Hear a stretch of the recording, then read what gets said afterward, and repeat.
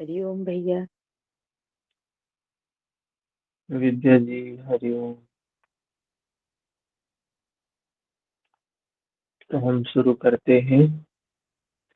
कल हम लोगों ने देखा भगवान श्री कृष्ण चार वर्णों के बारे में विस्तार से बताया यहाँ पर कि ब्राह्मण, क्षत्रिय, वैश्य और शूद्र, ये जो चार वर्ण हैं, ये कर्म स्वभाव से उत्पन्न गुणों द्वारा विभक्त किए गए। कर्म के जो स्वभाव है, कर्म की जो क्षमताएं हैं, कर्म की जो अवस्थाएं हैं, उनके अनुसार इनका विभाजन किया गया है। कर्म क्या है?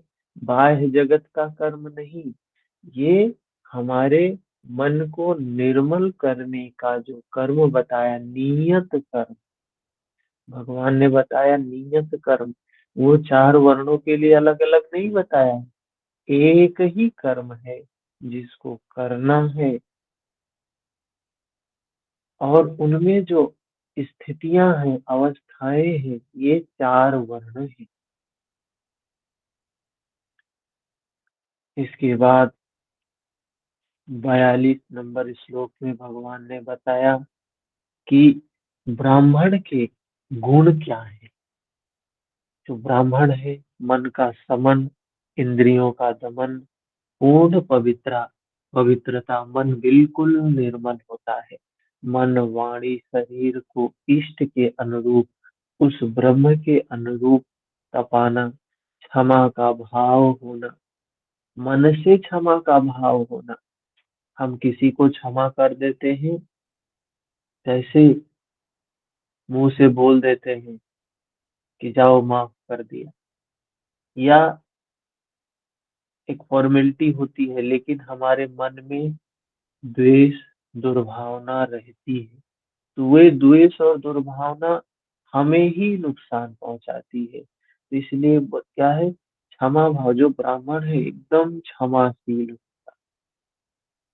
कोई भी कितनी भी बड़ी गलती कर देगा, क्षमा ही कर देगा वो। मन, इंद्रियों और शरीर की सर्वथा सरलता, बिल्कुल सरल, मन से भी सरल, बुद्धि से भी सरल, आस्तिक बुद्धि वाला, एक इष्ट में सच्ची आस्था और ज्ञान, ये सब क्या है, उस ब्राह्मण श्रेणी के कर्ता के साधक की स्थिति है। बताया यही ब्राह्मण है। इसके बाद 43 नंबर श्लोक में भगवान बताते हैं कि जो क्षत्रिय स्वभाव का साधक होगा, उसके अंदर क्या होगा, सूरवीरता होगा, सूरवीर होगा, और उसके अंदर ईश्वरीय तेज अर्थात दैवी संपद होगी, धैर्य होगा, चिंतन में दक्ष होगा, कर्मसु कौशलम, कर्म करने में कौशल होगा, स्किलफुल होगा। कर्म क्या है? मन को निर्मल करना है, विकारों को समाप्त करना है, यही एकमात्र कर्म है। कह रहे हैं जो क्षत्रिय साधक होगा ना, कर्म करने में बिल्कुल कुशल होगा वो, प्रकृति के संघर्ष से भागेगा नहीं। क्षत्रिय कभी युद्ध से पलायन नहीं करता है। वो युद्ध कौन है? बाह्य जगत का युद्ध नहीं है, वो युद्ध है अपने अंतः जगत का।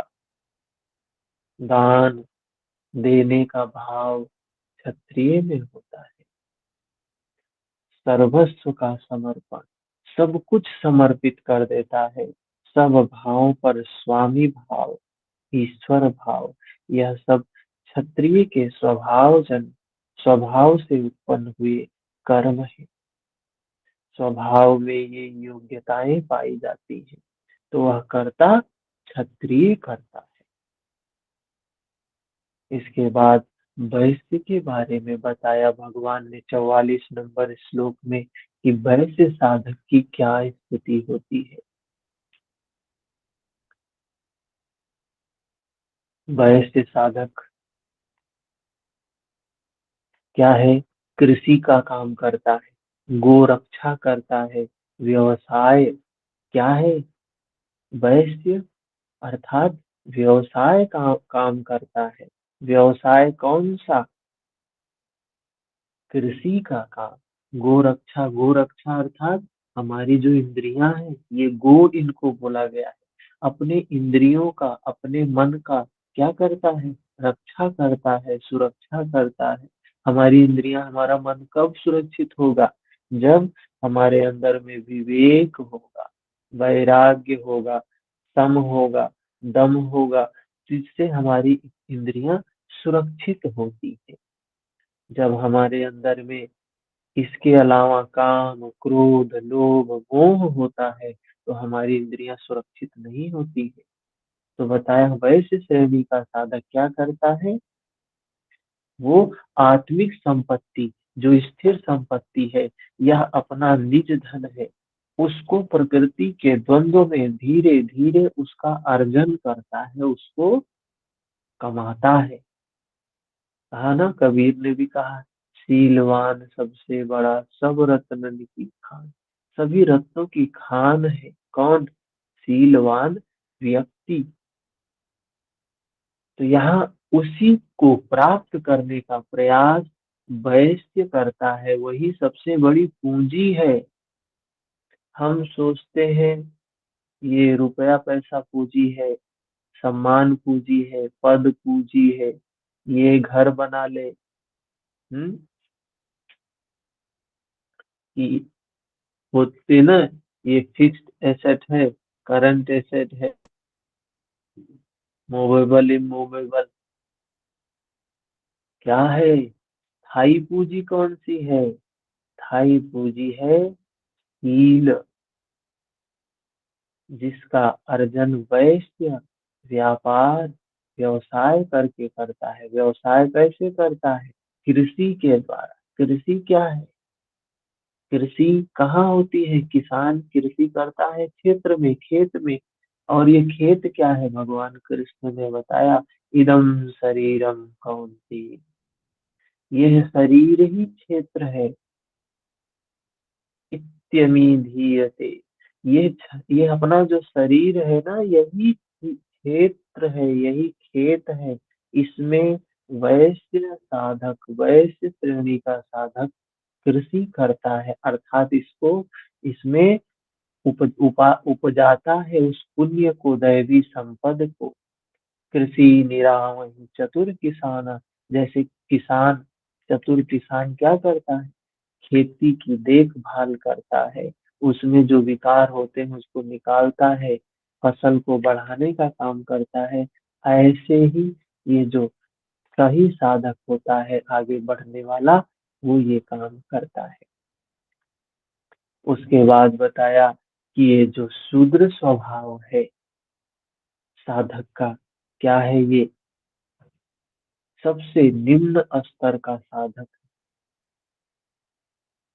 अल्पज्ञ है, पुण्य भी नहीं है, अंधकार ही अंधकार है, अज्ञान ही अज्ञान है, अहंकार ही अहंकार है, कामनाएं ही कामनाएं, क्रोध ही क्रोध है, दुख ही दुख है, द्वेष ही द्वेष है। पूरा मन में यही सब भरा हुआ है। तो जब मन में ये भरा होगा तो क्या हालत होगी हमारी? हम्म। और हम सबके मन में यही भरा हुआ है, यही भरा हुआ है, यही भरा हुआ है। तो हम सभी इसी श्रेणी के साधक हैं। भगवान कहते हैं 45 नंबर श्लोक में, स्वे स्वे कर्मण्यभिरतः, अपने अपने स्वभाव में पाई जाने वाली योग्यता के अनुसार कर्म में लगा हुआ मनुष्य संसिद्धि, उस परम सिद्धि को प्राप्त होता है, उस परम ब्रह्म को प्राप्त होता है। अपने अपने स्वभाव, हमारा स्वभाव क्या है? अगर ब्राह्मण का स्वभाव है, भगवान ने बताया ये गुण होंगे उसके अंदर। क्षत्रिय का स्वभाव है तो ये गुण होंगे उसके अंदर। वैश्य का स्वभाव है तो ये गुण होंगे अंदर। अगर शूद्र श्रेणी का साधक है तो ये गुण होंगे अंदर। हम स्वयं को अपने आप जान सकते हैं कि हमारे अंदर कौन सी योग्यता है, हम कौन सी सीढ़ी पे, कौन से पायदान पे खड़े हैं, हम जान सकते हैं। जिस परमात्मा से सब भूतों की उत्पत्ति हुई है, जिससे यह संपूर्ण जगत व्याप्त है, उस परमेश्वर को कैसे जानना है? स्वकर्मणा, अपने कर्म के अनुसार। शूद्र अपने कर्म, वैश्य अपने कर्म, ब्राह्मण अपने कर्म, क्षत्रिय अपने कर्म, स्वभाव से उत्पन्न हुए कर्म के द्वारा क्या करना है? अर्चन कर मानव परम सिद्धि को प्राप्त होता है। अतः परमात्मा की भावना, परमात्मा का ही सर्वांगीण अर्चन और क्रमशः चलना आवश्यक है। मतलब अपने धर्म का पालन करके ही प्राप्त किया जा सकता है। जैसे कोई छोटा बच्चा क्लास 1 में पढ़ता हो और ग्रेजुएशन की क्लास में जाके बैठ जाए, तो क्या उसका भला होगा? भला क्या होगा? नुकसान ही नुकसान होगा। अपना तो छोड़ देगा, क्लास 1 में जो पढ़ना है वो चीजें तो छूट जाएंगी, और वो ग्रेजुएशन की चीजें तो कभी पल्ले पड़ने वाली नहीं। इधर से भी गया, उधर से भी गया, दोनों तरफ से चला गया। तो इसलिए भगवान कह रहे हैं स्वकर्मणा, अपने ही कर्म का पालन करना है, अपने ही धर्म का पालन करना है। स्वधर्म निधनम श्रेय, पर धर्मो भयावह। अगर हम शूद्र श्रेणी के साधक हैं, तो हमें ब्राह्मण और क्षत्रिय और वैश्य ये बनने की जरूरत नहीं है, ये दिखने की जरूरत नहीं है। अपने धर्म का पालन करना है, जिसमें वास्तविक में हम हैं।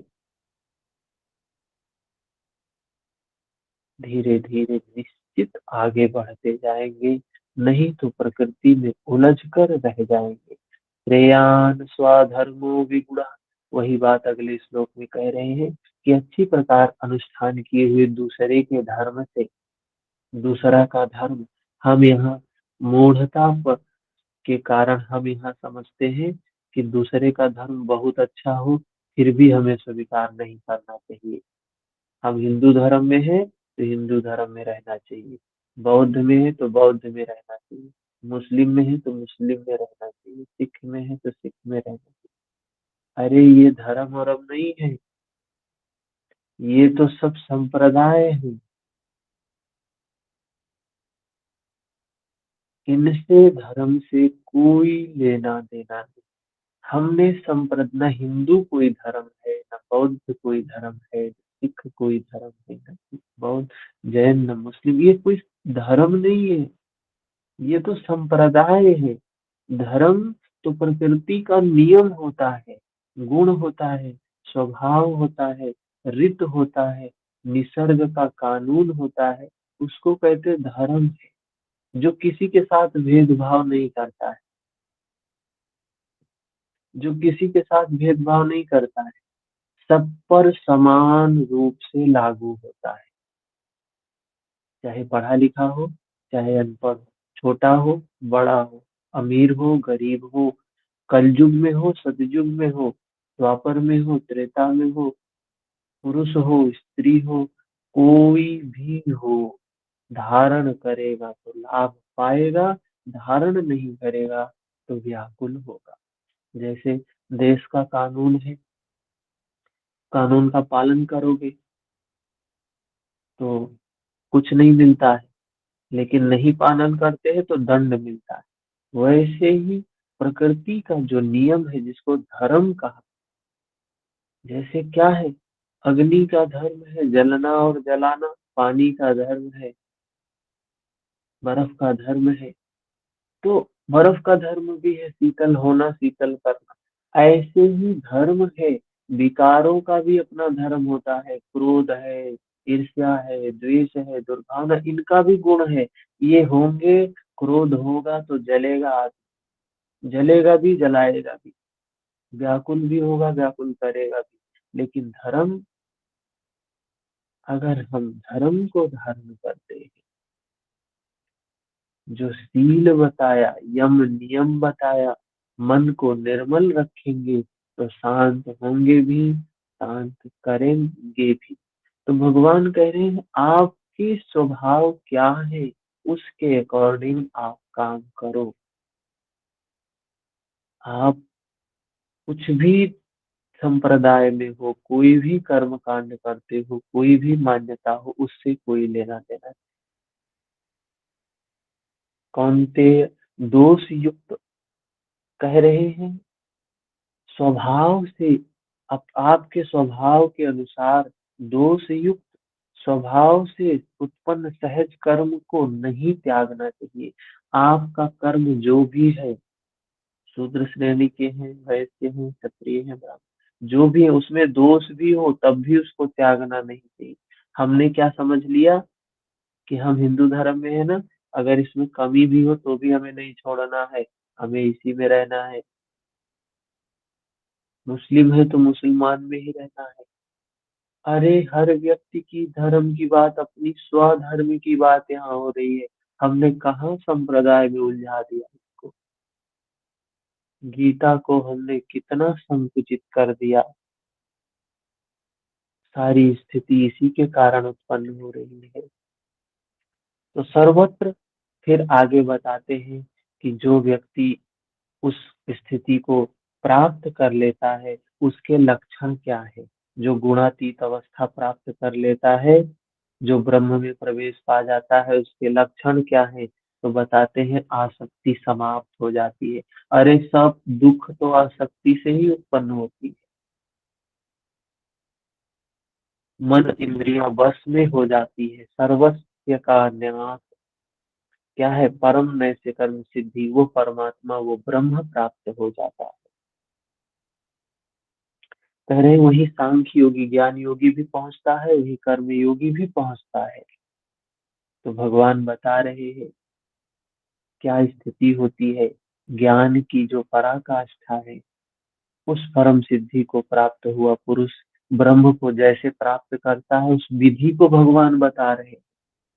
क्या विधि है, उस ब्रह्म को कौन कैसे प्राप्त करेगा, मतलब हमको प्राप्त करना है तो क्या विधि है। तो भगवान बता रहे हैं कि शुद्ध बुद्धि से एकांत जगह पर, अच्छे स्थान पर क्या करना चाहिए, साधना करनी चाहिए। नियत आहार, निश्चित आहार लेकर, युक्त आहार लेकर, और मन वाणी शरीर इन सब से क्या करके, सम होकर, युक्त तरीके से दृढ़ वैराग्य को भली प्रकार प्राप्त हुआ पुरुष ध्यान के द्वारा, सिर्फ एक मार्ग है ध्यान। महर्षि पतंजलि भी ने बताया कि प्राप्ति का सिर्फ एक मार्ग है, ध्यान है। ध्यान, हाँ, कोई टेक्निक नहीं है जिससे हम प्राप्त हो सकते हैं। नहीं तो भगवान कृष्ण बताते नहीं। ऐसी धारणा से युक्त कहते हैं वो उसको प्राप्त कर सकता है। राग द्वेष को नष्ट करके, जिसके राग समाप्त हो गए, द्वेष समाप्त हो गए, घमंड समाप्त हो गया, बल, अहंकार, काम, क्रोध, बाह्य वस्तु, आंतरिक चिंतनों का त्याग, सब सारे विकार जिसके समाप्त हो गए, ऐसी स्थिति में ब्रह्म के साथ एक ही भाव होने की योग्यता वाला वह प्रसन्न चित्त पुरुष न तो किसी वस्तु के लिए शोक करता है, न किसी की आकांक्षा ही करता है। सब भूतों में समता हुआ, समता भाव हुआ, वह भक्ति की पराकाष्ठा पर है। भक्ति अपना परिणाम देने की स्थिति में है, जहाँ ब्रह्म में प्रवेश मिलता है। तो बता रहे हैं जब हमारे अंदर ये अवस्था आ जाएगी ना, तब हम ब्रह्म में प्रवेश पाएंगे। जान ही तुम्हें ही होई जाए। गोस्वामी तुलसीदास जी कहते हैं जो तुमको जान लेता है वो तुम ही हो जाता है। ब्रह्म को जो जानता है वो ब्रह्म हो जाता है। आगे 55 नंबर श्लोक में बताते हैं उस पराभक्ति के द्वारा वह मुझे तत्व से भली प्रकार जानता है। जो उस परमात्मा को जानता है वही ब्रह्म की स्थिति को प्राप्त कर पाता है। वह तत्व है क्या, मैं जो और जिस प्रभाव वाला हूँ, अजर अमर शाश्वत जिन अलौकिक गुण धर्मों वाला हूँ, उसे जानता है और मुझे तत्व से जानकर तत्काल ही मुझ में प्रवेश कर जाता है। भगवान कह रहे हैं जो मुझे जानता है वो तुरंत मेरे में प्रवेश पा जाता है। सिर्फ उसको जानना ही माध्यम है। और महर्षि पतंजलि ने क्या शब्द प्रयोग किया है जानने के लिए? कोई बता सकता है? वितर्क विचारानंदा पितानुगमात संप्रज्ञात। संप्रज्ञात शब्द प्रयोग किया है कि सम्यक प्रकार से प्रज्ञात के साथ में ज्ञात जानना है। उस सच्चाई को संप्रज्ञात ऐसे शब्द दिया है महर्षि पतंजलि। भगवान बुद्ध ने इसी को कहा परिजानात, सब प्रकार से जान लिया। यहाँ भगवान श्री कृष्ण गीता में कह रहे हैं कि जो मुझे जानता है वो मेरे स्वरूप में प्रतिष्ठित हो जाता है। प्राप्ति काल में तो भगवान दिखाई पड़ते हैं और प्राप्ति के ठीक बाद तत्क्षण वह अपने ही आत्म स्वरूप को ईश्वरीय गुण धर्मों से युक्त पाता है, जिसके अंदर वो परमात्मा का प्रादुर्भाव हो जाता है। तो उसका शरीर तमाम विभूतियों से विभूषित हो जाता है। आत्मा ही अजर, अमर, शाश्वत, अव्यक्त और सनातन है। वो गुण धर्म स्वभाव इस शरीर में भी आ जाते हैं। ठीक है। यहाँ उस 49 से 55 तक योगेश्वर श्री कृष्ण ने स्पष्ट किया कि संन्यास मार्ग में भी कर्म करना है। उन्होंने संन्यासीन, संन्यास के द्वारा कर्म करते करते इच्छा रहित, आसक्ति रहित जीते हुए शुद्ध अंतःकरण वाला पुरुष जिस प्रकार नैष्कर्म्य की परम सिद्धि को प्राप्त होता है, उसे संक्षेप में कहूँ। भगवान ने बताया अहंकार, बल, दर्प, काम, क्रोध, मद, मोह इत्यादि प्रकृति में गिराने वाले विकार हैं। हम सबके अंदर ये सारी चीजें हैं। अहंकार है, बल है, दर्प, घमंड, क्रोध, ईर्ष्या, मद, मात्सर्य, वासना, मोह, ये सारी चीजें मन में हमारे भरी हुई, सबके मन में भरी हुई। क्या यही हमें गिराने वाले हमारे शत्रु यही हैं? बाहर हमारा कोई शत्रु नहीं है, हमारे भीतर यही हमारे शत्रु। मित्र कौन है? विवेक, वैराग्य, सम, दम, एकांत, सेवन, ध्यान। ये ब्रह्म में प्रवेश दिलाने वाली योग्यताएं जब पूर्णतया परिपक्व हो जाती है, उस समय वह ब्रह्म को जानने योग्य हो जाता है। ये एलिजिबिलिटी है उस ब्रह्म को जानने की। उस योग्यता का नाम पराभक्ति है। भक्ति एक योग्यता है। इसी योग्यता द्वारा वह तत्व को जानता है। तत्व है क्या? मुझे जानता है। भगवान जो है जिन विभूतियों से युक्त है उसे जानता है और मुझे जानकर तत्क्षण मुझ में ही स्थित हो जाता है। ब्रह्म तत्व, ईश्वर, परमात्मा और आत्मा ये सब एक दूसरे के पर्यायवाची हैं। एक ही जानकारी के साथ ही इन सब की जानकारी हो जाती है। यही परम सिद्धि, परम गति, परम धाम भी। ठीक है। तो इस प्रकार से भगवान ने यहाँ समझाया कि वो परम स्थिति कैसे पाई है। अतः गीता का दृढ़ निश्चय है कि संन्यास और निष्काम कर्म योग दोनों ही परिस्थितियों में परम नैष्य कर्म सिद्धि को पाने के लिए नियत कर्म अनिवार्य है। नियत कर्म करना ही चाहिए। अब तक तो सन्यासी के लिए भजन चिंतन पर बल दिया और अब समर्पण कहकर उसी वार्ता को निष्काम कर्मयोगी के लिए भी कहते हैं। वही बात निष्काम कर्म योगी के लिए भी कहते हैं। क्या कह रहे हैं? यहाँ तक हम लोगों ने कल देखा था।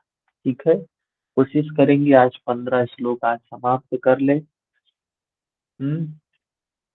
ताकि कल हमारा भगवत गीता समाप्त हो जाए।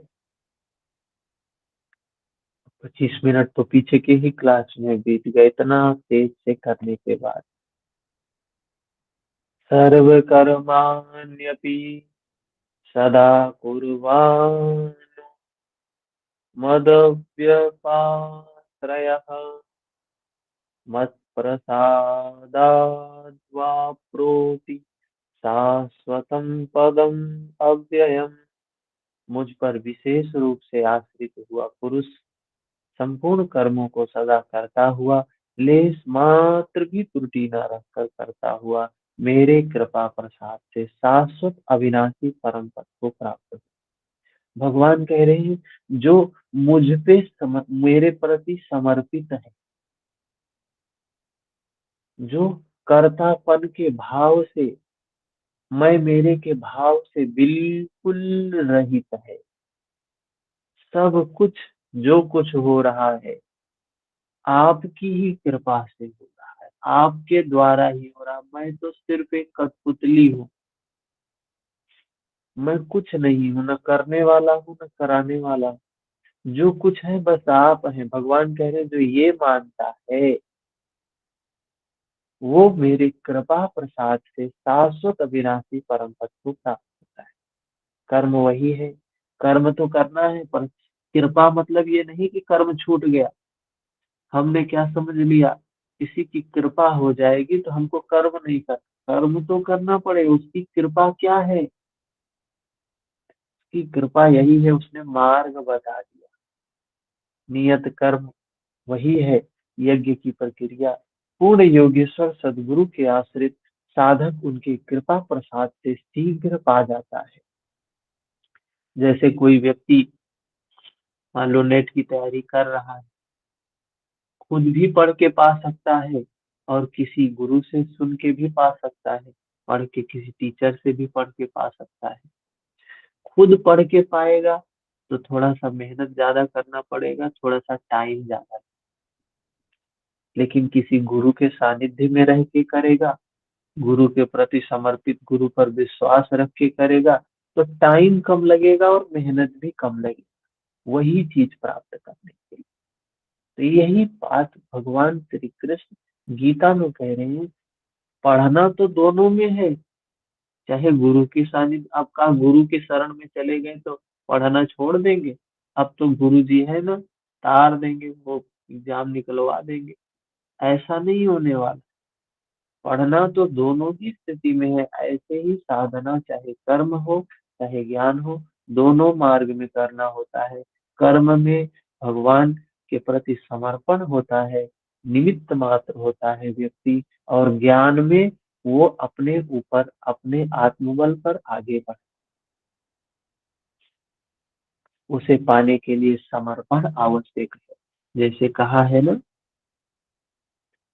कि बिना समर्पित हुए कुछ मिलता नहीं, झुकना पड़ता है। झुकने के बाद जैसे कुएं में बाल्टी जाती है ना, तो वो बाल्टी उतना ही पानी लेके वापस आती है जितना झुकती है। तो झुकने में सदैव सदैव सिर्फ और सिर्फ प्राप्ति ही प्राप्ति होती है, समर्पण में सिर्फ प्राप्ति ही प्राप्ति होती है।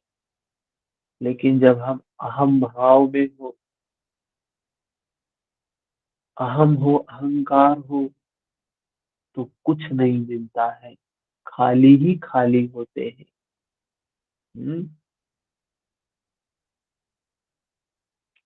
जैसे कबीर ने कितनी बातें कही है, बड़ा हुआ तो क्या हुआ जैसे पेड़ खजूर, हैं, पंछी को छाया नहीं, फल लागे अति दूर।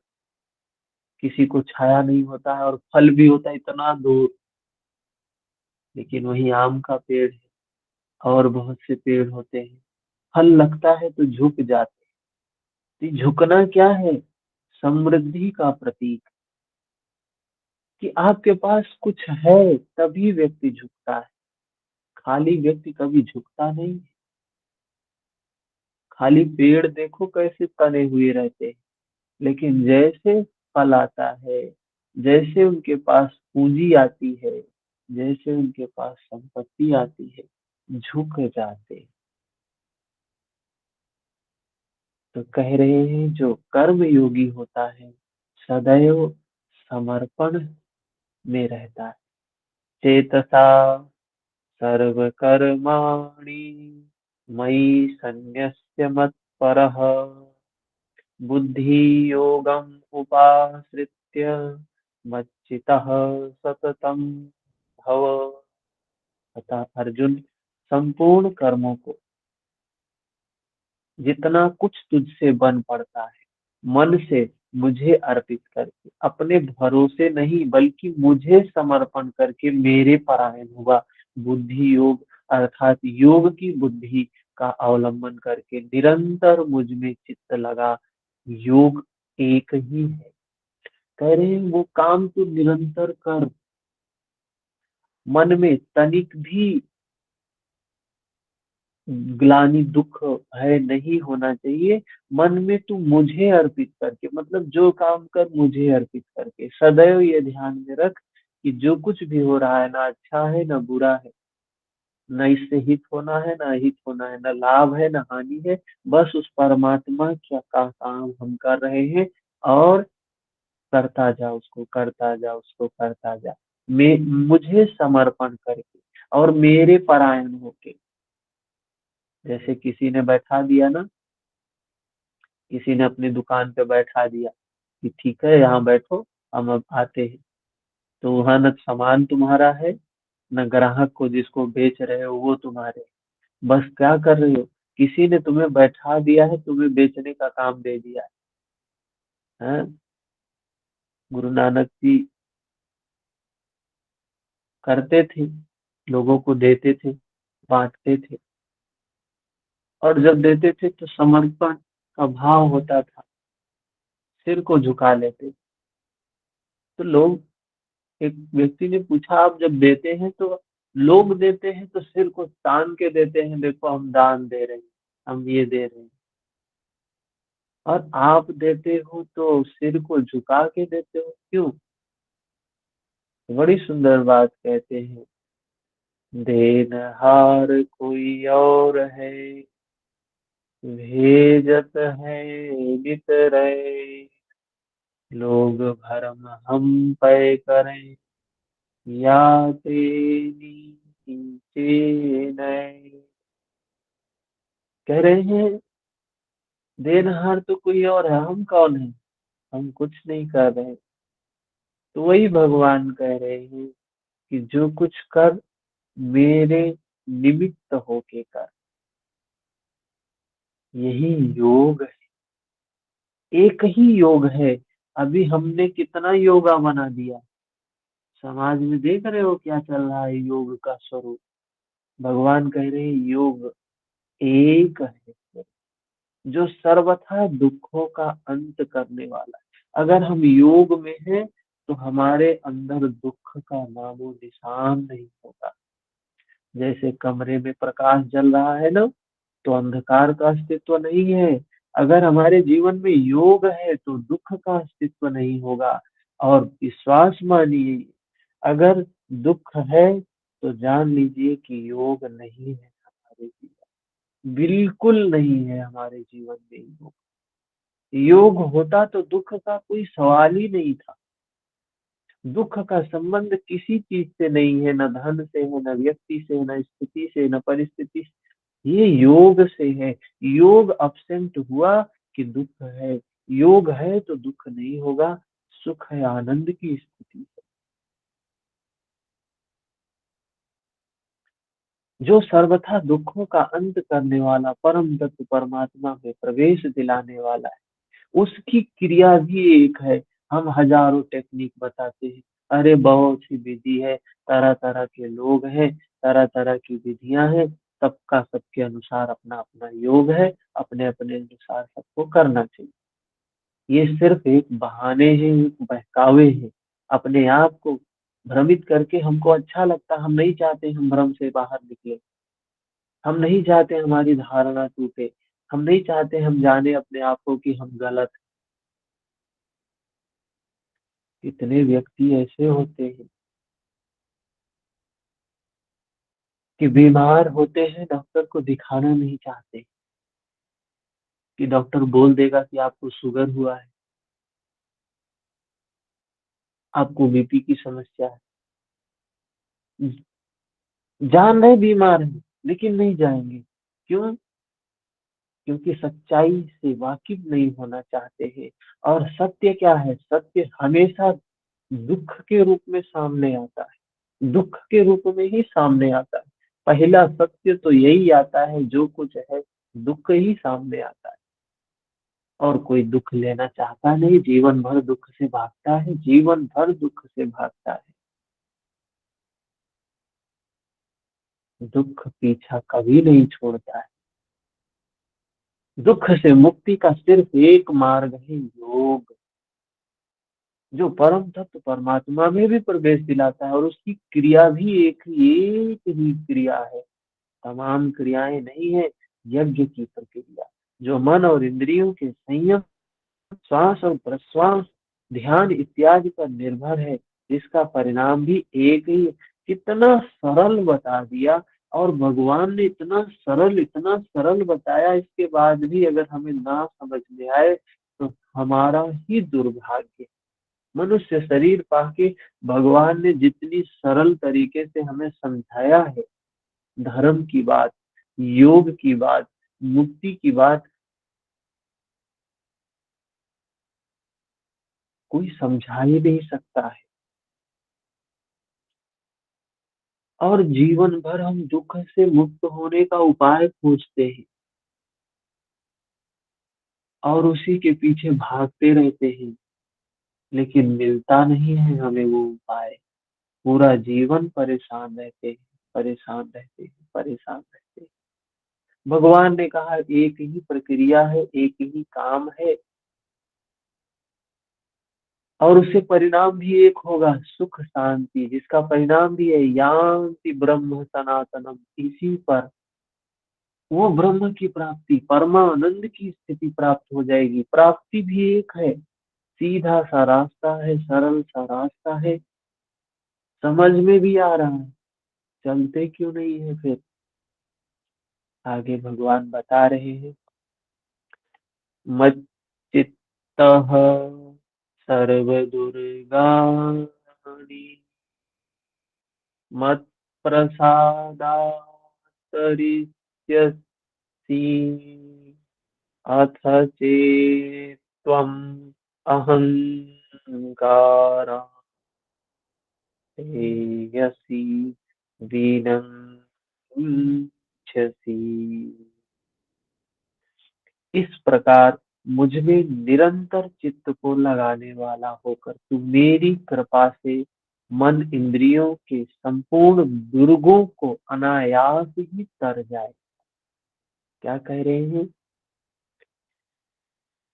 जो इस प्रकार से उस नियत कर्म में, जो योग में लगा रहेगा ना, जो ये इंद्रियों के दुर्ग हैं, दुर्ग, आपने महाभारत युद्ध में देखा होगा, क्या बनाया जाता है? रणनीति बनाई जाती, कैसे दुश्मन को घेर के मारना है। तो भगवान कह रहे हैं मन और इंद्रियों के ये जो दुर्ग बने हुए हैं ना, जो हमें रोक के रखे हुए हैं ना, ये हमें आराम से निकल जाएगा। अगर योग में स्थित है ना, तो उस मार्ग से आराम से निकल जाएगा। इन्हीं द्वार झरोखा, इंद्री इंद्रिम द्वार झरोखा, तह तह सुर बैठे करिथा, आवत देखी विषयम।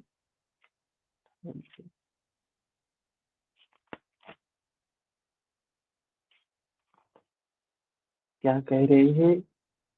आवत देखी विषयम बयारी, ते हठि देह कपाट उघारी। रामचरितमानस में गोस्वामी बाबा गोस्वामी तुलसीदास जी लिखते हैं, ये ही दुर्जय दुर्ग है, दुर्जय दुर्ग है, जिनको जीतना आसान नहीं, दुर्जय है। मेरी कृपा से तू इन बाधाओं का अतिक्रमण कर जाएगा।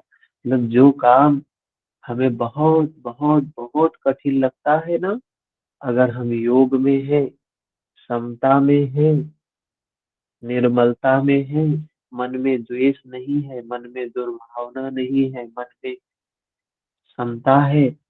तो कह रहे हैं तू मेरी कृपा से इन बाधाओं का अतिक्रमण कर जाएगा, बिल्कुल आसानी से निकल जाए। किंतु यदि अहंकार के कारण मेरे वचनों को नहीं सुनेगा तो विनष्ट हो जाएगा। भगवान कह रहे हैं अहम भाव है, अहम भाव है, मैं मेरे का भाव है। अरे मैं कर रहा हूँ, सब कुछ मैं कर रहा हूँ, मैं कर रहा हूँ, मैं कर रहा हूँ। जब ये भाव होगा तो कह रहे हैं नष्ट हो जाएगा। बड़े बड़े महारथी, बड़े बड़े राजा नष्ट हो गए, हम लोग क्या है।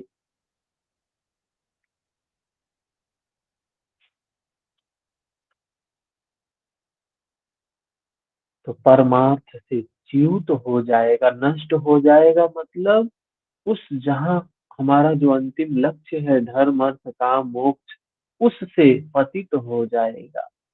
ये शरीर ही है, मात्र ये मनुष्य शरीर है, हमें वहां तक पहुंचाने का साधन है। कोई देवता भी होगा ना, उसको भी शरीर लेना पड़ेगा आके मनुष्य का। जब वहां पुण्य क्षीण हो जाएगा फिर आएगा, मनुष्य शरीर लेगा, फिर यहाँ से साधना शुरू करेगा। मुक्ति का जो साधन है ये मनुष्य शरीर है। इसका अंतिम लक्ष्य है मोक्ष प्राप्त करना, मुक्त होना। किससे? दुख से मुक्त होना, आवागमन से मुक्त होना। जिस जिसको भगवान बुद्ध ने प्राप्त किया, महावीर ने प्राप्त किया, हर आदमी प्राप्त कर सकता है उस अवस्था को। भाव के भगवान कृष्ण भी यही बात कह रहे। इस बिंदु को योगेश्वर ने कई बार दोहराया। जैसे इन अध्यायों में वे कहते हैं इस शास्त्र विधि को त्याग कर अन्य अन्य विधियों से जो भजते हैं उनके जीवन में न सुख है, न शांति है, न सिद्धि है, न ही परम गति है। भगवान ने जो विधि बताई है, जो कार्य बताया है, इन अध्यायों में उन्होंने कहा है कि जो लोग ये काम छोड़ के और इसकी जगह पे काम करते हैं, धर्म के जगह पे धर्म के नाम पे अधर्म का काम करते हैं, वे लोग न सुखी हैं, न शांत है, न सिद्धि है, न परम गति है, कुछ भी नहीं है। बेचारे बिल्कुल पैदल, बिल्कुल पैदल, वह सबसे भ्रष्ट हो जाता है। यहाँ कहते हैं यदि अहंकार वश तू मेरी बात नहीं सुनेगा तो विनष्ट हो जाए। हम सबको भगवान कृष्ण ने जो गीता में बताया है उन बातों को समझना चाहिए। सुनने का मतलब समझ में आ जाए। अतः लोक समृद्धि और परम श्रेय की प्राप्ति के लिए संपूर्ण साधन का आदि शास्त्र योगेश्वर श्री कृष्णोक्त यही गीता है। पुनः इसी पर बल देते हैं। क्या कहते हैं? यद अहंकार आश्रित्य न योतस्य इति मन्यसे मिथ्येष व्यवसायस्ते प्रकृति स्वाम नियोच्यति। जो तू अहंकार का आश्रय लेकर ऐसा मानता है तो नहीं करूंगा, तो यह तेरा निश्चय मिथ्या है। कोई व्यक्ति कहे हम विकारों को नष्ट नहीं करेंगे, हम लोभ के साथ जिएंगे, कामनाओं के साथ जिएंगे, बिना कामनाओं के जीवन कैसे। बहुत से लोग बोलते हैं, बाहर कहा जाता है निष्काम कर्म करो, कामना मत रखो, तृष्णा मत रखो, आसक्ति मत रखो। तो व्यक्ति कहता है हो कैसे संभव है ये? इन्हीं कामनाओं के कारण तो हम काम करते हैं, दिन रात मेहनत करते हैं, मजदूरी करते हैं, नौकरी करते हैं, इन्हीं कामनाओं के कारण। और कामना छोड़ देंगे तो काम ही छोड़ देंगे फिर। तो भगवान कह रहे हैं अगर तू ऐसी बात बोल रहा है तो यह निश्चय ही तेरा निश्चय ही मिथ्या है, क्योंकि तेरा स्वभाव तुझे बलात् युद्ध में लगा दे। क्यों? अगर क्षत्रिय है तो वो युद्ध में लग जाएगा, विकारों को नष्ट करने का काम करेगा ही करेगा। हम लोग कहाँ उलझे हुए हैं धर्म के नाम पर, कहाँ उलझे हुए हैं धर्म के नाम पर। मनुष्य होना भी बहुत बड़ी बात। मनुष्य ही नहीं है, हमने पशु धर्म स्वीकार कर लिया है। पशु को देखा है कैसे चलते हैं। एक भेड़ जिधर जाएगी उधर ही सारे लोग जाएंगे। आज समाज में देखिए, धर्म के नाम पे यही चल रहा है, भेड़ चाल। कितनी पब्लिसिटी, कितनी भीड़, क्या स्थिति है। पशु धर्म, यही का पशुता को स्वीकार कर लिया हमने, मनुष्यता को स्वीकार नहीं किया हमने। मनुष्य जो होगा वो अपने मन, मन क्या है उसका, कहा मनुष्य कौन है, जो मनन करे। मन, मनु पुत्र है, मनुष्य है, मन की ही संतान है, मनुष्य है। मन का एक नैसर्गिक धर्म है, मन का भी अपना एक धर्म है, क्या, मनन करना, चिंतन करना। क्या मनन करना, क्या चिंतन करना। कोई काम हम कर रहे हैं तो क्यों कर रहे हैं। पशु नहीं सोचते हैं इसको। अगर कोई मनुष्य कोई काम कर रहा है और ये नहीं समझ रहा है कि क्यों अर्थम क्रियते क्रिया, हम कोई काम क्यों कर रहे हैं, समझ नहीं है, तो पशु धर्म में ही जीवन जी रहा है। कहीं गए, सिर झुका लिया। क्यों झुकाया, लोग झुका रहे हैं, लोग मान रहे हैं। आपने क्या जाना, हमने कुछ नहीं जाना। हमने तो सिर्फ लोगों को देखा, लोग झुकाए हैं, लोग ऐसा कर रहे हैं तो हम भी कर रहे हैं। क्यों कर रहे हैं, अरे लाखों की भीड़ कर रही है, क्या ये मूर्ख है। ये जब कर रहे हैं तो हमको करने में क्या जा रहा है। तो हमें स्वाधर्म का पालन करना है, अपने अनुसार। जो बात बुद्धि के स्तर पे तर्क संगत ना लगे, अनुभूति के स्तर पे बिल्कुल खरी ना उतरे, उस बात को हम सिर्फ मान लें कि यहाँ भगवान है, यहाँ देवी है, यहाँ ईश्वर है, यहाँ देवता है, और मान को उसको पूजने लगे। भगवान ने स्पष्ट मना किया है, किसी देवी, किसी देवता, किसी ब्रह्म की पूजा नहीं करनी है, क्योंकि सब गुणों के अधीन है। और जो नश्वर की पूजा करेगा वो गुणों के अधीन नश्वर ही प्राप्त करेगा। हमें, हमारा लक्ष्य है गुणातीत होने का, तो गुणों के अधीन किसी की पूजा नहीं करना है। हमने समझा नहीं तो हमने कृष्ण को आस्तिक बोल दिया, बुद्ध को नास्तिक बोल दिया। बात वही कह रहे हैं, वो भी बात वही कह रहे हैं, वो भी सत्य ही बोल रहे हैं दोनों लोग। 60 नंबर श्लोक।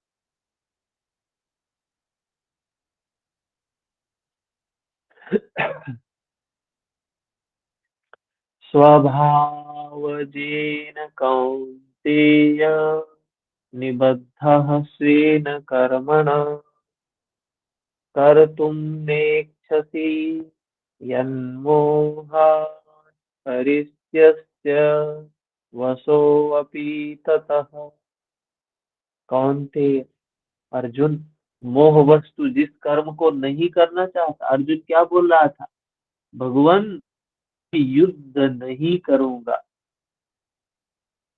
क्या करोगे फिर, कह रहा था भिक्षाटन करके जीवन बिता लूंगा। मतलब जो शूद्र श्रेणी के साधक का जो धर्म है उसको पालन करूंगा, लोगों की, अपने से ऊपर वालों की सेवा करूंगा, उनसे पुण्य अर्जित करूंगा, और धीरे धीरे मुक्ति की ओर आगे जाऊंगा, लेकिन युद्ध नहीं करूंगा। अर्जुन ये बोला, क्यों बोल रहा था, क्योंकि मोह के कारण। तो भगवान कह रहे अर्जुन, तू मोह वश जिस कर्म को नहीं करना चाहता ना, उसको भी अपने स्वभाव से उत्पन्न हुए कर्म से बधा हुआ परवश होकर करेगा। हमारे अंदर अगर क्षत्रियत्व है तो वो कर्म करा लेगा। हम कौन है करने ना करने वाले? अगर हमारे अंदर हम शूद्र श्रेणी के साधक हैं तो वो चीजें चलने लगेंगी, लेकिन अगर हमने अपना धर्म छोड़ ही दिया है, हम पशु धर्म को स्वीकार कर लिए। भगवान ने कहा स्वधर्म निधनम श्रेया पर धर्मो भयावा। अगर हमने मनुष्यता का धर्म छोड़ करके, मन का जो धर्म छोड़ करके पशु धर्म स्वीकार कर लिया, तो पूरा जीवन पशु वृत्ति में ही बिता देंगे।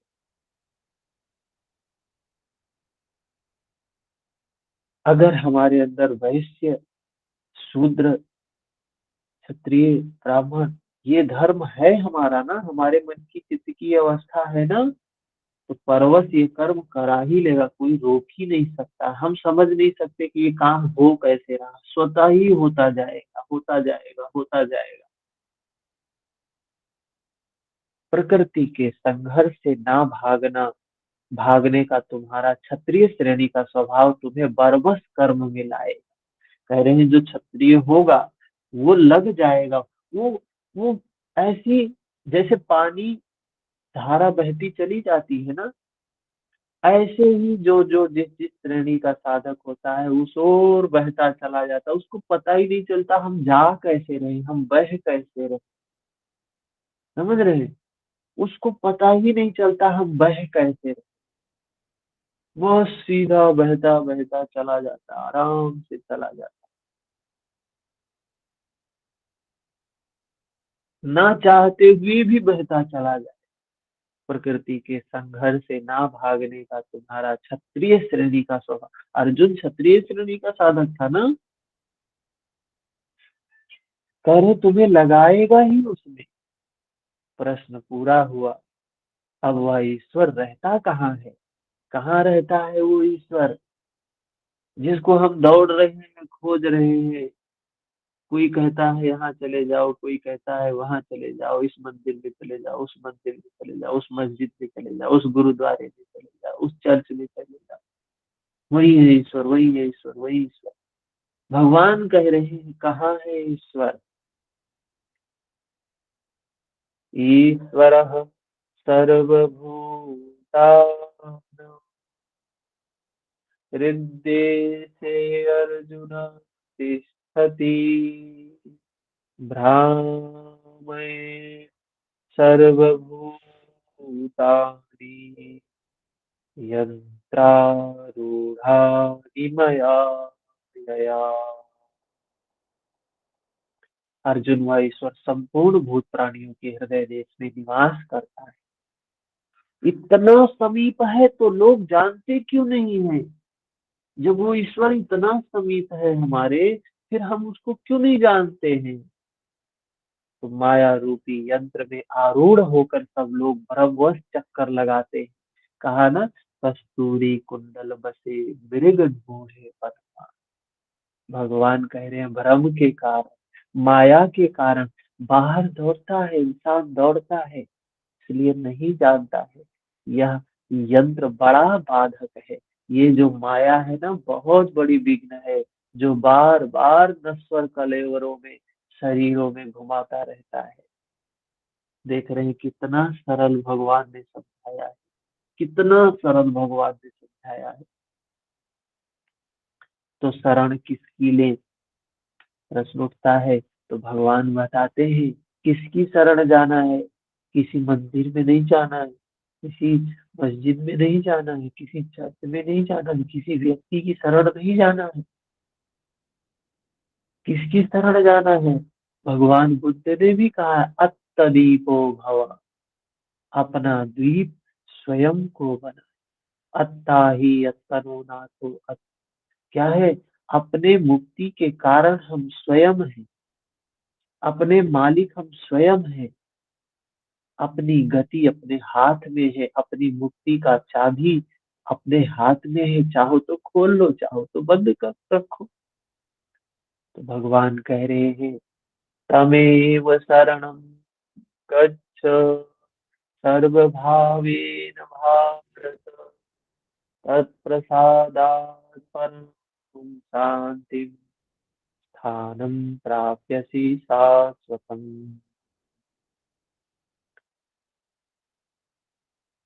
इसलिए हे भारत, संपूर्ण भाव से उस ईश्वर की, कौन से ईश्वर की, जो हमारे हृदय देश में है, जो इस शरीर में ही है, अनन्य शरण को प्राप्त हो। अन्य ना, अनन्य का मतलब ना, अन्य ना, अन्य किसी की शरण नहीं जाना है,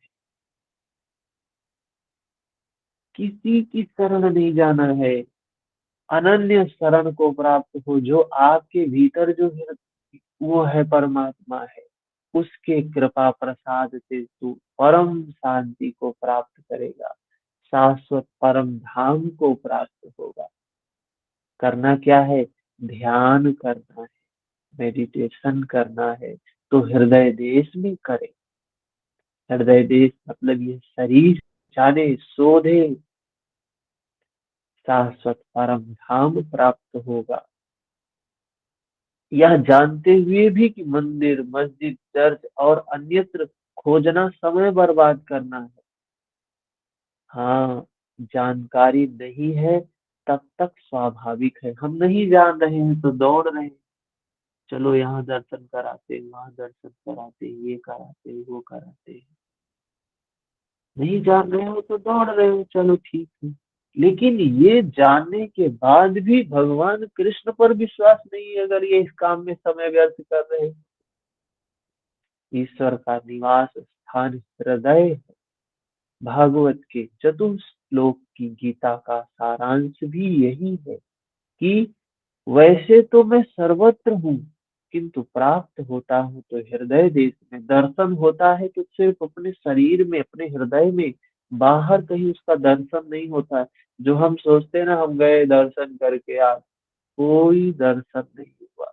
हमने अपना समय व्यर्थ गवाया। पता भी चलता है कि हमें कुछ प्राप्ति नहीं हुई है। बहुत सरल मार्ग है, बहुत सरल मार्ग है। 63 नंबर श्लोक। इति ते ज्ञानम् आख्यातम् गुह्यद्गुह्यतरम् मया विमृशैतदशेतेन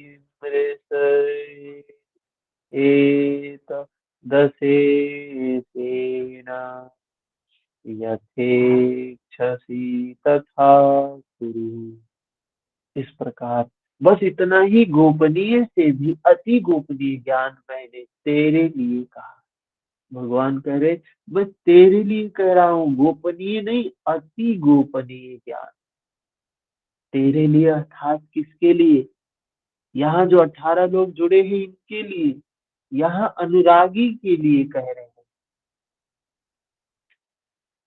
इस धरती पर कितने लोग हैं, कौन सुनता है इन चीजों? भगवान कह रहे, जो धर्म की बात को सुन रहा है उसके लिए मैं कह रहा हूँ, सिर्फ तेरे। अर्जुन कौन है? अनुराग अर्जुन है। आप जुड़े हैं तो अनुराग है, इसीलिए जुड़े हैं। मन में राग है उस धर्म के प्रति, तो अनुराग बोला उसको। महर्षि पतंजलि भी कहते अनुसार।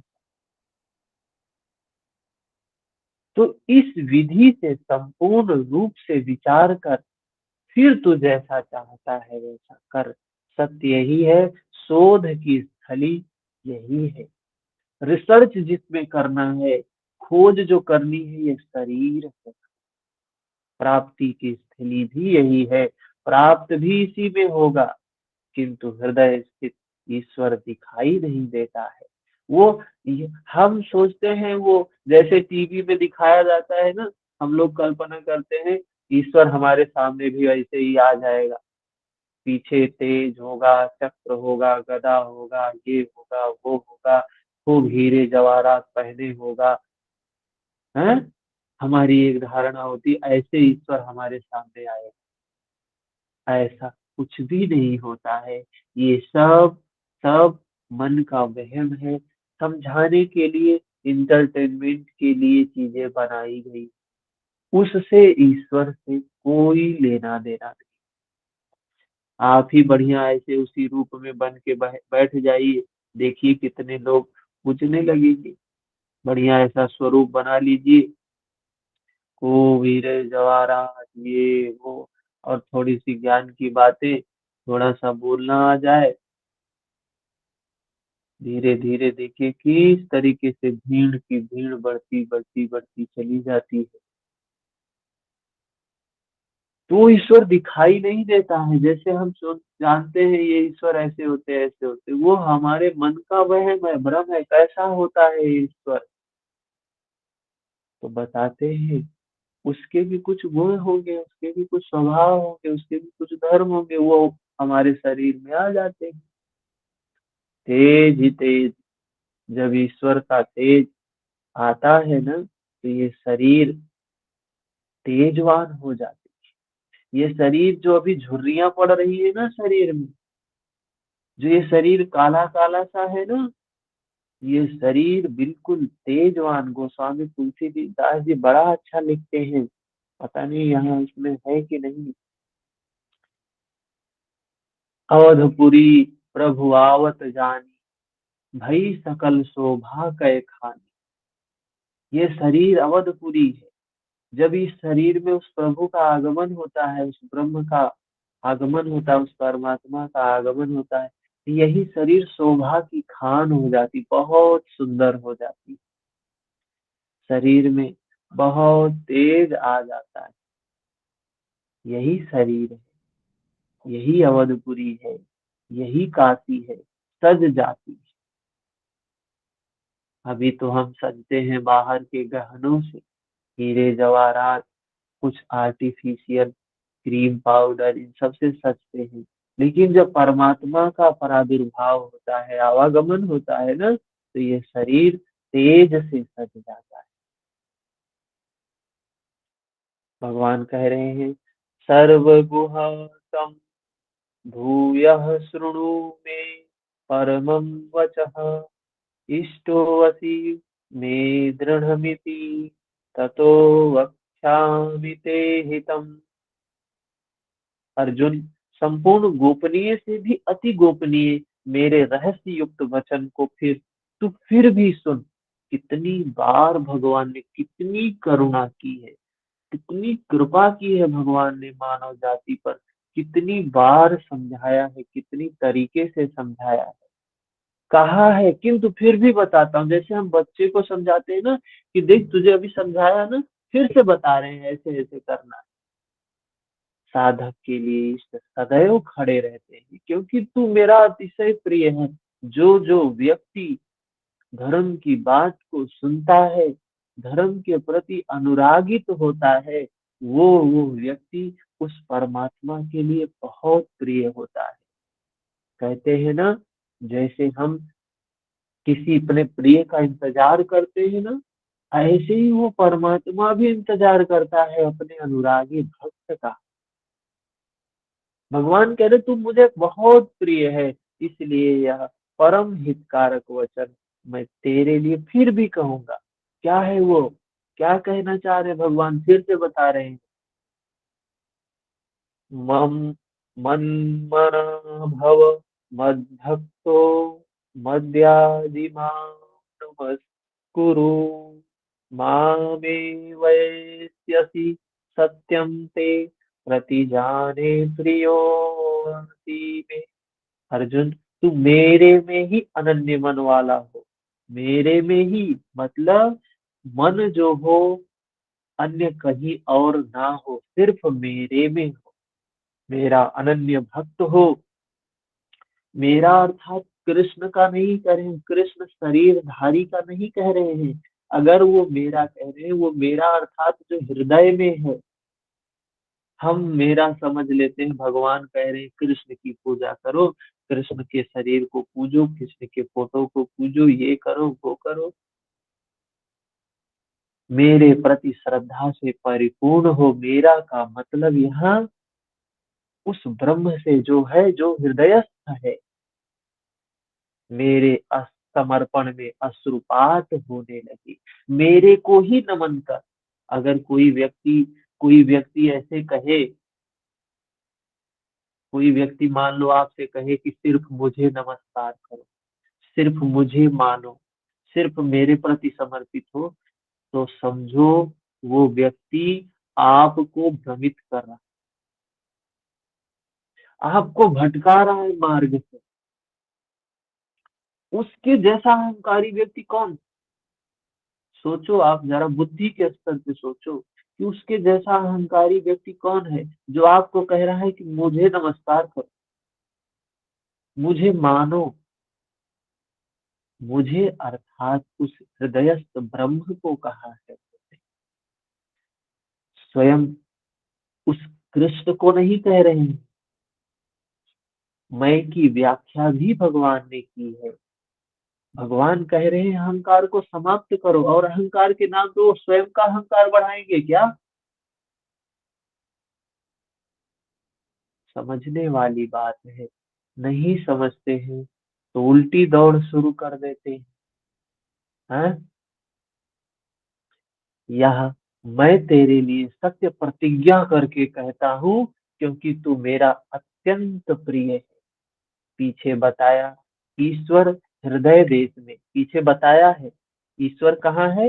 हृदय देश में है, उसकी शरण जा। यहाँ कहते हैं मेरी शरण आ। यह अति गोपनीय रहस्युक्त वचन सुन की मेरी शरण आ।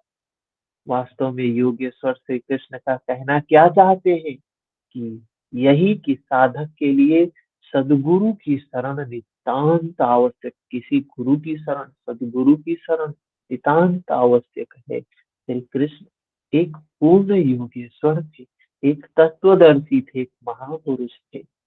इसके बाद अब समर्पण की विधि बताते हैं कि समर्पण किस प्रकार का होना चाहिए। जैसे भगवान ने कर्म योग के बारे में बताया ना समर्पण की बात, वैसे समर्पण के बारे में बताते हैं कैसा समर्पण होना चाहिए। सर्वधर्मान् परित्यज्य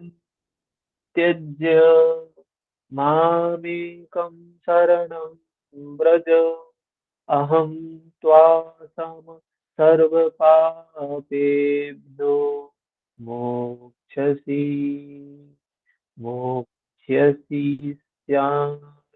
मा शुचः। संपूर्ण धर्मों को त्याग कर, सारे धर्म को छोड़। कौन सा धर्म छोड़? मैं ब्राह्मण श्रेणी का करता हूँ, शूद्र श्रेणी का हूँ, क्षत्रिय श्रेणी का हूँ, वैश्य श्रेणी का हूँ। विचार को त्याग, केवल एक अनन्य मेरी शरण, अर्थात मैं तुझे संपूर्ण पापों से मुक्त कर दूंगा, तू शोक मत कर। अगर कोई व्यक्ति ऐसा बोले कि मेरी शरण आ जा और तुझे मैं मुक्त कर दूंगा, तो अपने धर्म वर्म को छोड़ दे। जहां पीछे कर्म की बात समझा रहे हो, एक ही कर्म है, एक ही प्रक्रिया है, एक ही मार्ग है, और सारे वर्णों के बारे में बताया। और कोई व्यक्ति आके कहे तू सिर्फ मेरी शरण आ जा, छोड़ दे, सब कुछ छोड़ दे, मैं तुझे मुक्त कर, तो उससे बड़ा ज्ञानी, उससे बड़ा मूढ़ व्यक्ति, उससे बड़ा अहंकारी व्यक्ति कोई हो ही नहीं सकता पृथ्वी पर। समझना चाहिए ये श्लोक क्या कह रहा है। इन सब ब्राह्मण क्षत्रिय इत्यादि वर्णों का विचार ना कर, किस कर्म पथ में किस स्तर का हो, ऐसी भावना नहीं आनी चाहिए। भगवान ने जैसे शूद्र श्रेणी के साधक के बारे में बताया है, तो हम लोग जब एनालिसिस करते हैं, स्वाध्याय करते हैं, तो हमें पता चलता है कि हम तो शूद्र श्रेणी के साधक में ही खड़े हैं, या उसमें भी नहीं है।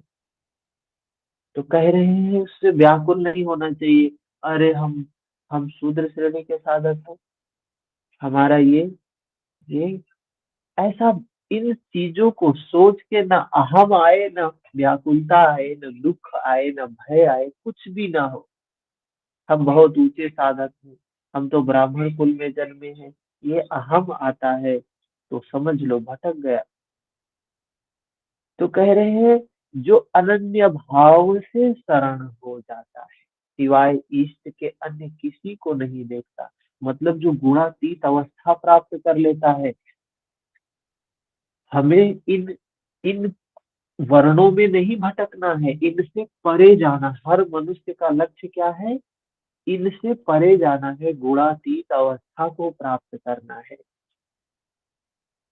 तो भगवान कह रहे मेरी शरण आ, मतलब इन सबको छोड़। ये सब छूटते कहाँ है? इन सबको छोड़ने का तरीका एक ही बताया, जानना। संप्रज्ञात, जानते जानते छूटेंगे।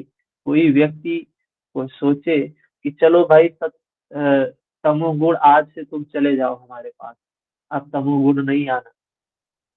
होगा ऐसा क्या? चलो आज से हम क्रोध नहीं करें, चलो आज से हम द्वेष नहीं करें, आज से हम घृणा नहीं करें। संभव है ऐसा क्या? कदापि संभव नहीं। ये सब छूटते हैं। भगवान ने कहा सर्वधर्म को छोड़। मतलब ये शूद्र वैश्य और क्षत्रिय ब्राह्मण छोड़, मेरी शरण आ। तो पहले छोड़ोगे तो साधना से ही छूटेगा, इसे थोड़ी छूट जाएगा। आज से हम हिंदू नहीं रहे, हम आज से मुसलमान हो गए, जैसे लोग करते हैं। आज से हम मुसलमान नहीं रहे, आज से हिंदू हो गए। ये धर्म ऐसे नहीं छूटेगा। भगवान जो कह रहे हैं उसके लिए साधना करना पड़ेगा, ध्यान करना पड़ेगा। ध्यान से ही, महर्षि पतंजलि एक सूत्र में कहते हैं, तत्र ध्यान जन्मनातयम्। ध्यान के द्वारा ही वो नष्ट करने योग्य है, इसके सिवा कोई कोई कोई मार्ग नहीं है।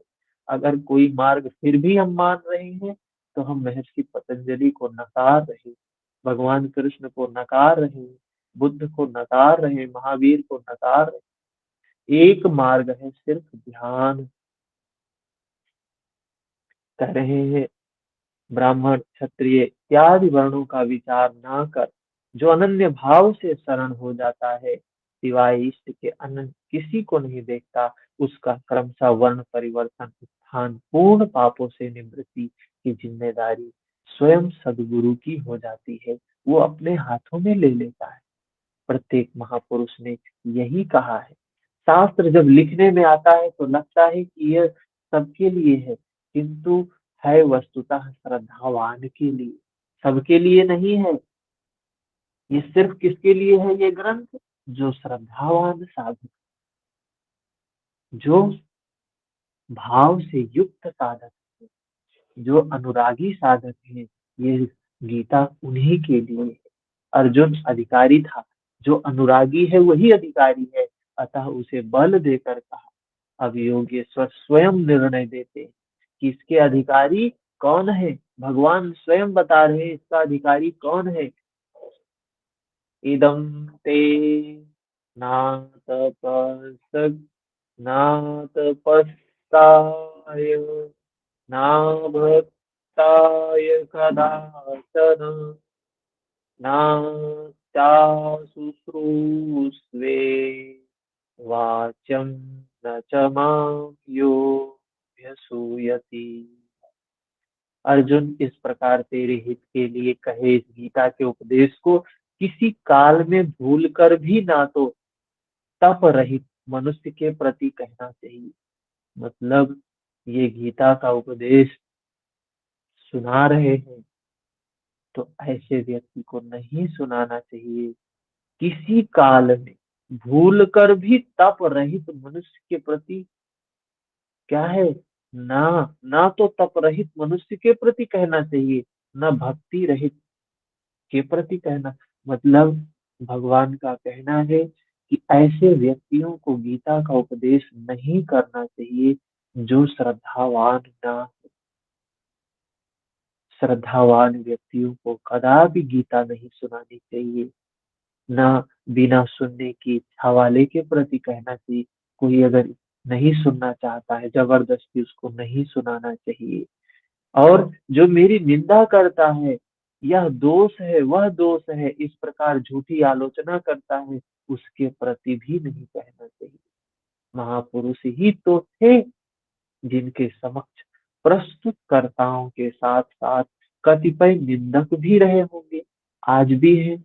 तमाम लोग भगवान कृष्ण पे, भगवान बुद्ध पे, भगवान महावीर पे, कबीर पे, इन सब पे उंगली उठाते हैं। तो भगवान कह रहे हैं ऐसे व्यक्तियों के सामने कभी भी गीता का उपदेश नहीं करना चाहिए। मतलब गीता का उपदेश किसको देना चाहिए? पात्र व्यक्ति को ही गीता सुनानी चाहिए, गीता के बारे में बताना चाहिए। अपात्र को कभी नहीं बताना चाहिए। भगवान कह रहे हैं, धर्म पात्रता वाले व्यक्ति को भी देनी चाहिए।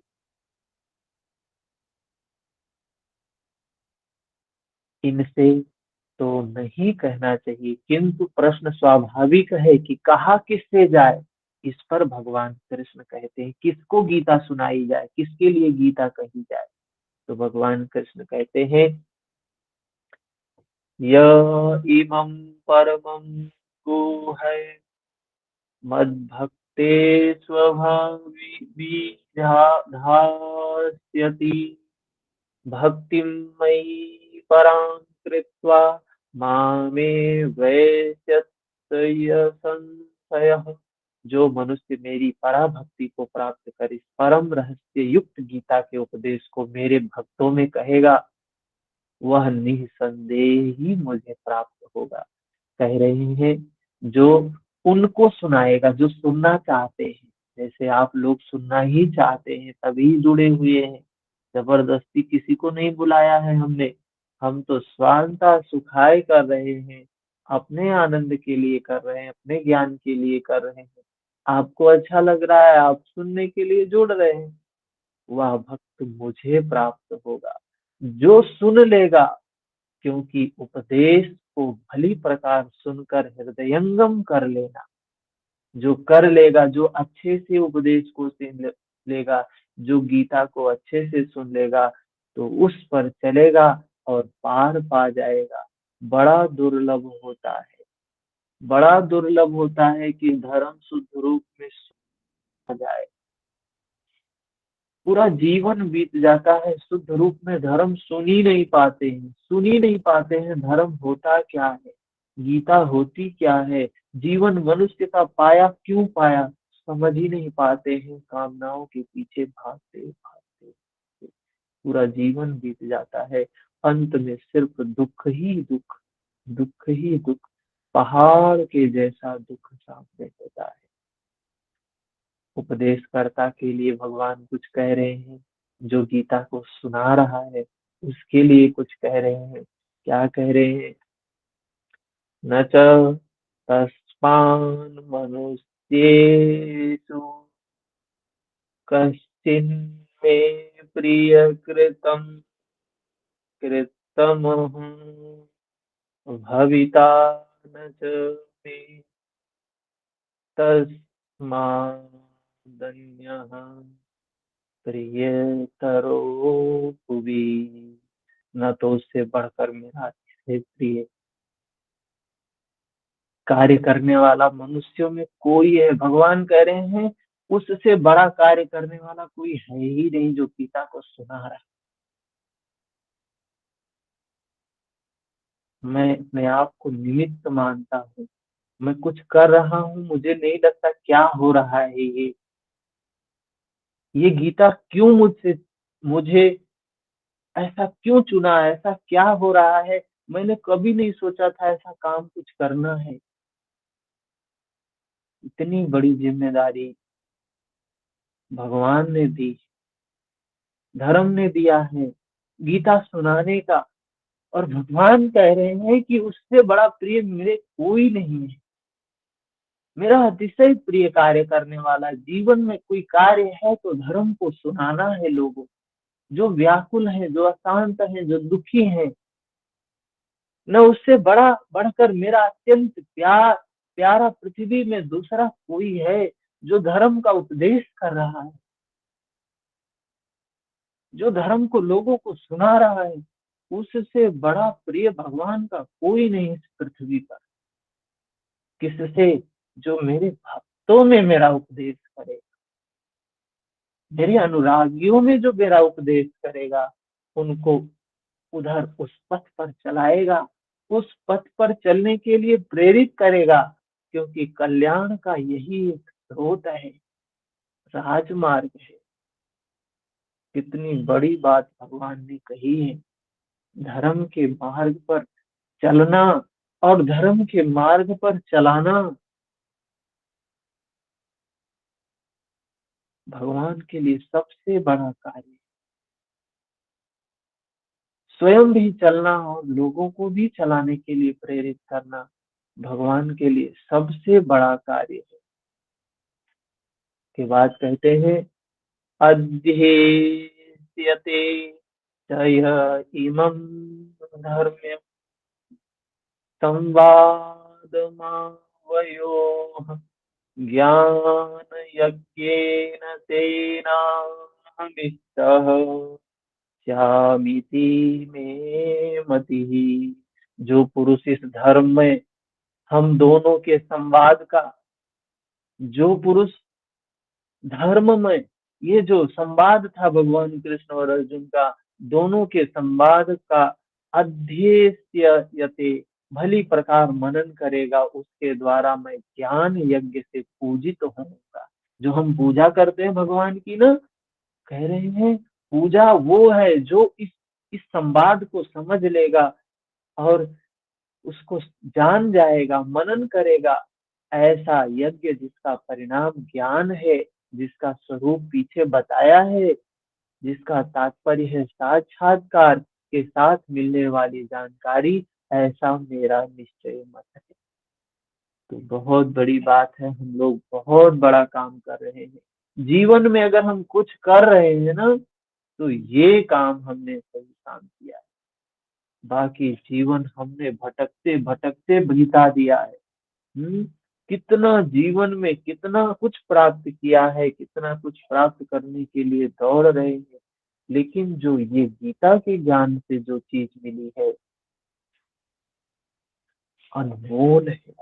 ठीक है, तो कल गीता समाप्त होगी। इसके बाद 15 दिनों के लिए ये गीता की क्लास बंद रहेगी। फिर शुरू करेंगे हम इस धर्म संवाद को, नए तरीके से शुरू करेंगे, बिल्कुल नए तरीके से। क्योंकि पहली बार हमने पढ़ा था, इसमें क्या है मुझे खुद नहीं पता था। भगवान ने इतनी बड़ी जिम्मेदारी मुझे दी और एक बार पूरा भी हो गया।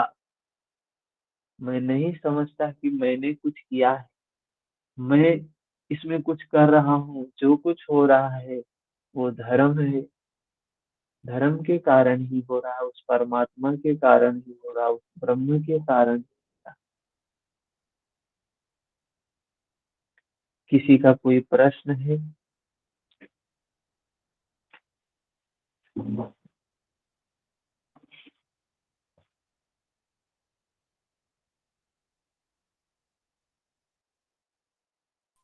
हरिओम सर। ठीक है, तो आज यही समाप्त करेंगे। हम लोग मिलेंगे कल सुबह में 6 बजे। हरिओम। हरिओम सर।